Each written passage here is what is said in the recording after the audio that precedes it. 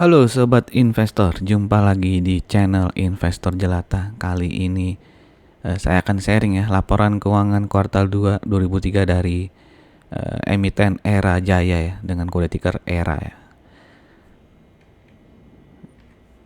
Oke, sebelum kita mulai saya ingin menginfokan juga sebelumnya saya juga sudah membuat video tentang S Hardware ya yang labanya naik di kuartal 2. Jika teman-teman ingin menonton video ini silahkan cari di list channel ini ya. Nanti linknya juga saya taruh di pojok kanan atas ya. Oke, kita lihat sekilas dulu. Era Jaya ini berdiri di tahun 1996 ya. Dealer handset ya awalnya, lalu IPO di tahun 2019. Dan setelah itu ya dia jadi pemain retail dan distributor untuk handset dan bisnis telekomunikasi ya. Lalu ada ekspansi ya, setelah itu dia juga ekspansi ke digital, active lifestyle ya, lalu ke beauty and wellness ya, dan mulai juga masuk ke food ya.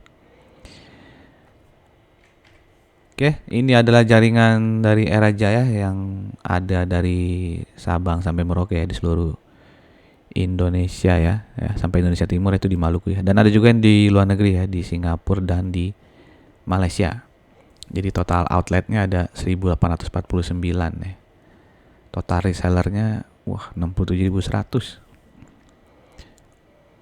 Oke, ini dia bisnisnya Era ya, bisa dibagi ke 4 kategori ya. Era Jaya Digital, lalu Active Lifestyle, Beauty and Wellness, lalu ada Food and Nourishment ya.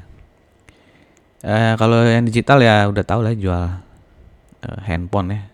Mereka juga yang punya iBox nih ya. iBox, lalu Era Phone ya pasti teman-teman udah sering lihat ya. Lalu ini Era Blue juga kayaknya baru tahun lalu ya atau tahun ini ya, ada gerai-gerai Era Blue ya. Mohon dikoreksi kalau saya salah atau dari dulu ya. Kayaknya sih saya lihatnya baru-baru ini ya, Era Blue. Lalu ada Active Lifestyle tuh kayak apa nih ya, smartwatch lah gitu ya. Sama apa, olahraga ya, ASICS maupun yang JD Sport ya. Lalu ada yang di beauty nih, ada Face Shop ya, yang paling saya tahu sih Face Shop ya. Lalu di makanan ada ya Paris Baguette. Ngomong gimana? Paris Baguette. Oke. Lalu ada Sushi Tei dan Grand Lucky ya.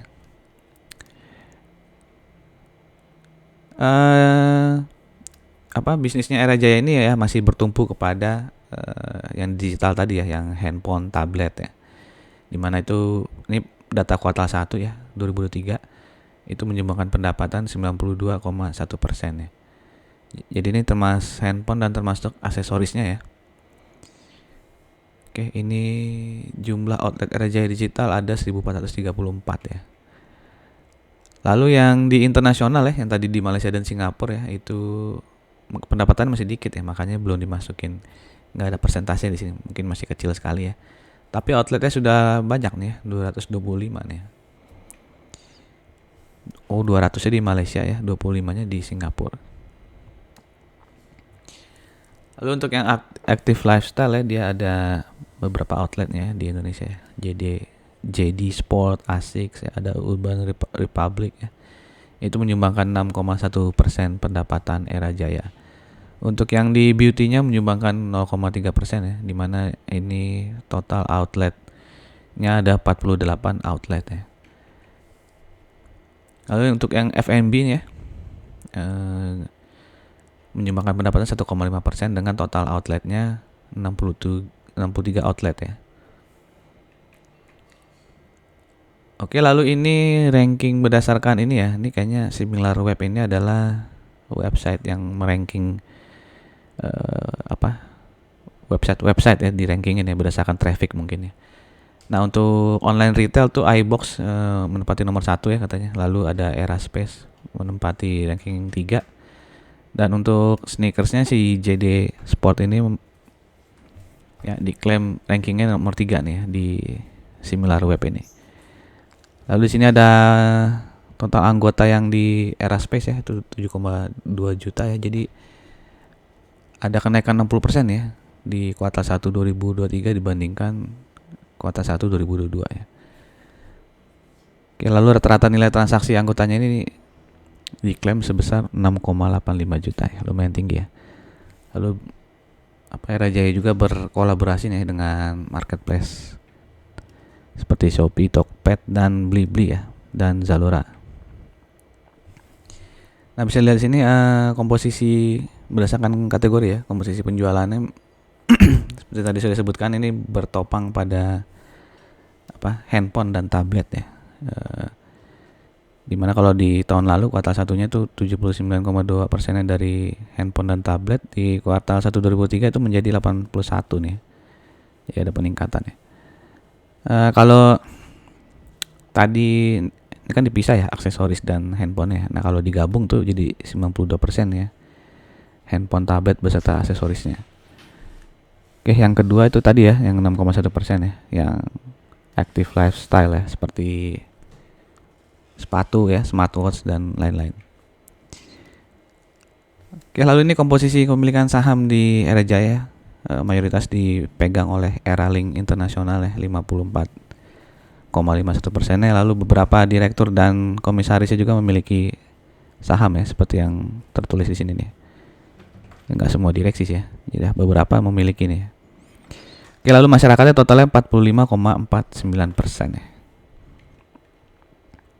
Oke, sebelum kita masuk ke laporan keuangan kuartal 2-nya, seperti biasa untuk teman-teman yang baru saja mampir di channel ini ataupun yang sudah sering mampir tapi belum subscribe, silahkan di subscribe dan klik loncengnya ya.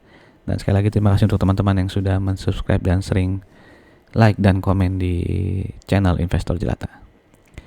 Oke, lanjut kita flashback dulu ya di di tahun 2022 ya, revenue Era Jaya itu naik 13% ya. Oke, lalu profitnya naik tipis ya, 0,05% saja. Nah, sedangkan di kuartal 2 ini ya bisa dilihat revenue-nya naik 18,32% dibandingkan kuartal 2 tahun 2022, dan profitnya juga naik ya 5% ya dibandingkan kuartal 2 2022. Nah, kalau kita bandingkan ya kuartal 2 2023 dengan kuartal 1 2023, bisa dilihat sini revenue-nya turun ya, karena di kuartal 1 itu revenue-nya 14,79%, di kuartal 2 itu menjadi 14,1% ya. Ya, ini kayak kemarin ya, S Hardware ya, dimana saya kira tuh karena ada lebaran ya, karena ada lebaran orang dapat THR ya. Saya kira di kuartal 2 itu pendapatan dari emiten-emiten retail tuh akan naik ya, ternyata enggak ya. Oke. Jadi ada kesalahan perkiraan nih dari saya. Nggak tahu kalau teman-teman apakah memperkirakan seperti itu juga gitu ya. Lalu biaya produksinya juga kalau biaya produksinya turun ya, bisa ditekan ya. Biaya produksinya turun 4% ya. Dan gross profitnya itu turun ya, 7,9% jadinya. Oke. Dan net income-nya juga turun ya, 5,22% ya. Kalau kuartal 2 2003 dibandingkan dengan kuartal 1 2023. Tapi kalau tadi kan kuartal 2 di sini ya, kenapa plus 5%? Karena itu kuartal 2 2003-nya dibandingkan dengan kuartal 2 2022-nya. Oke, semoga bisa dipahami ya. Oke, lalu di kuartal 2 2003 ini bisa dilihat di sini ya rincian penjualannya. Ya. Seperti data masih kuartal 1 ya. Kan 90 berapa persen tadi ya? 80%-an ya, 81%-nya itu ditopang oleh seluler dan tablet ya. Nah, di kuartal 2 ini masih sama nih ya. Jadi ini kan pendapatannya 23 miliaran ya. Total pendapatannya kan 28 ya. Jadi kalau dihitung tuh kayaknya sekitar 80% juga ya. Ya, sekitar 80% ya, 23 dibagi 28 gitu. Lalu kalau dibandingkan tahun lalu ya, itu ada kenaikan ya. Tahun lalu kan 18,4 ya, sekarang 23,3. Kalau dihitung ini kayaknya sekitar 25% atau 26% ya kenaikannya. Jadi ada kenaikan cukup besar nih di sektor seluler dan tablet ya. Lalu kalau produk operator ini kayaknya mungkin voucher lagi, pulsa lah ya, pulsa atau paket data dari operator seluler ya, mungkin Excel, Telkomsel dan sebagainya. Itu juga ada kenaikan. Yang ada penurunan itu yang komputer ya dan peralatan elektronik lainnya nih ya. Ada yang mengalami penurunan. Sedangkan aksesoris juga naik ya. Oke, lalu Era Jaya juga di bulan April 2023 dia melaunching ini ya, omni channel platform yang baru nih ya, yang namanya digital kios ya, yang ditaruh di toko-toko mereka ya. Jadi itu ya seperti gambar ini ya, di panel jadi touchscreen ya, jadi pelanggan bisa dengan mudah menemukan produk yang mereka cari gitu ya. Jadi nggak perlu keliling-keliling dulu ya, ke layar itu aja dulu dicari pengen produk apa ya. Lalu sedangkan assisted shopping ini ya, jadi bisa ngecek untuk stoknya ada atau enggak gitu ya. Oke. Lalu mereka juga bisa pesannya, misalnya datang ke toko dipesan lalu bisa barangnya dikirim ya ke rumah masing-masing. Atau sebaliknya kalau beli secara online bisa di pick up di tokonya yang dimiliki oleh Era Jaya. Oke, dengan laporan keuangan kuartal 2 2023 tadi kalau disetahunkan ya, itu pernya Era itu 9,01 kali ya. Dimana kalau dilihat histori 6 tahun terakhir ya termasuk masih rendah karena dia sempat sampai ke 19 bahkan sampai ke 57 ya. Oke, tapi kalau 2 tahun ini dihilangkan ya ini udah termasuk average-nya ya, karena dia average-nya di sini ya. Di 9 di 8 ya. Jadi udah termasuk rendah ya. Termasuk tinggi ya kalau 2 tahun ini dihilangkan gitu ya. Oke, lalu PBV-nya 1,1 ya. Dibilang murah juga enggak ya, tapi dibilang mahal juga enggak lah gitu ya. Karena dia sempat sampai 1,48 ya. ROE-nya masih di atas 10% ya, 12,18% dan hutangnya lumayan banyak ya. Ini yang jadi mungkin dipertimbangkan karena kalau kebanyakan hutang bisa bahaya juga nih ya, 1,79 ya. Oke, karena ini mengalami kenaikan ya dari tahun 2019 kan di bawah 1 ya. Lalu mulai 2022 naik nih 1,37 dan sekarang naik lagi 1,79 ya. Dan kalau kita bandingkan dengan subsektor retail ya, average-nya subsektor retail itu PR-nya 6,42. Jadi PR 9,1 itu di atas average subsektor retail ya. PBV-nya malah minus ini subsektor ya. Minus 0,14 ya. Oke.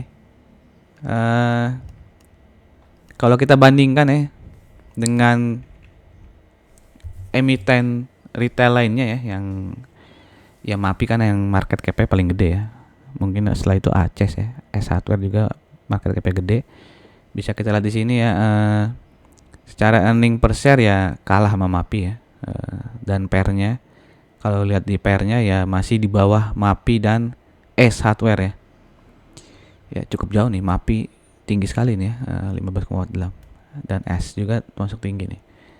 Kalau dilihat PBV juga ya masih bisa dibilang murah ya kalau kita lihat MAPI dan S Hardware yang sudah di atas 2 ya. Tapi sama ya dengan Ramayana nih ya 1,07. Dengan ROE ya 12, ini salah ya, 12,13% maksudnya, bukan kali nih. Ya, ROE-nya masih di bawah MAPI tapi di atasnya S Hardware ya.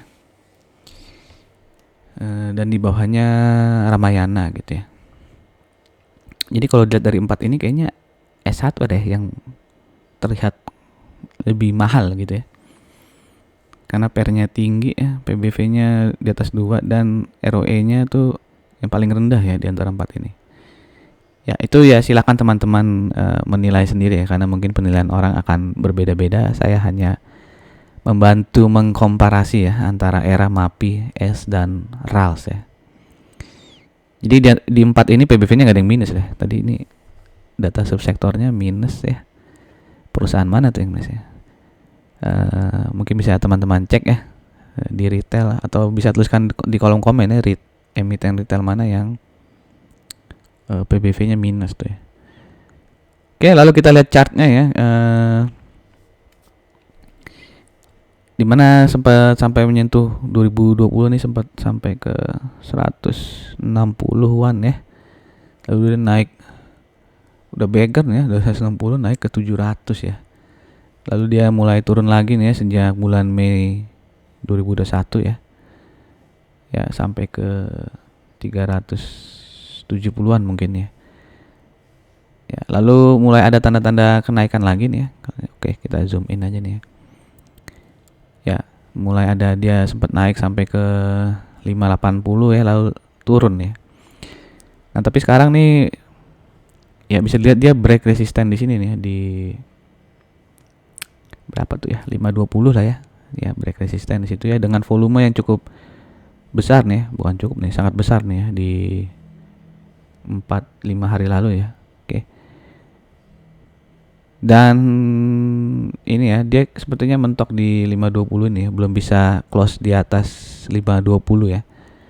Oke, nah itu apa, kita lihat dulu ya, kalau ada teman-teman mau masuk ya dilihat dulu nih kondisinya, apakah dia berhasil tutup di atas 520 atau dia akan turun lagi gitu ya, turun lagi ya, untuk ngumpulin tenaga lah gitu istilahnya. Tapi jangan sampai dia turun di bawah 470 ya. Kalau turun di bawah 470 dan tidak rebound ya, mungkin dia akan balik ke fase downtrend lagi ya gitu ya. Jadi silakan teman-teman melakukan money management ya, masuk di harga berapa ya, tapi stop loss-nya ya di 470 ya, atau sedikit di bawah 470 ya, 460 ya. Kadang-kadang kan digocek juga ya, habis ngelewatin support dikit atau ditarik ke atas lagi gitu ya. Oke, tapi ya inilah ya, jangan kalau udah sampai 470 terus berharap satu hari dia langsung naik banyak lagi gitu ya. Jadi memang harus bersabar lah gitu ya. Jangan berpikir langsung bisa cepat dalam satu hari cuan banyak gitu ya. Bagaimana menurut teman-teman, apakah dengan laporan keuangan tadi ya, di kuartal 2 2023 kan, kalau dibandingkan tahun lalu periode yang sama itu profitnya naik 5% ya. Tapi kalau kuartal 2 ini dibandingkan kuartal 1 kemarin ya, di 2023 itu kan ada penurunan ya. Berapa tadi penurunannya? 5% juga ya. Ya, penurunan 5% ya kalau dibandingkan kuartal per kuartal ya, di tahun yang sama gitu ya. Nah, bagaimana menurut teman-teman, apakah era ini layak untuk dibeli ya, atau mendingan beli yang lain gitu ya, MAPI atau S Hardware ya. Walaupun tadi S Hardware kayaknya kalau secara rasio sih udah yang paling tinggi ya. Silakan tuliskan pendapat teman-teman di kolom komen ya, agar bisa menjadi bahan diskusi kita gitu. Oke. Sekali lagi ini disclaimer on ya, tidak ada ajakan membeli maupun menjual dari saya. Hanya sekedar memberikan informasi yang mungkin berguna untuk teman-teman. Oke, sampai jumpa di video-video berikutnya. Salam jelat.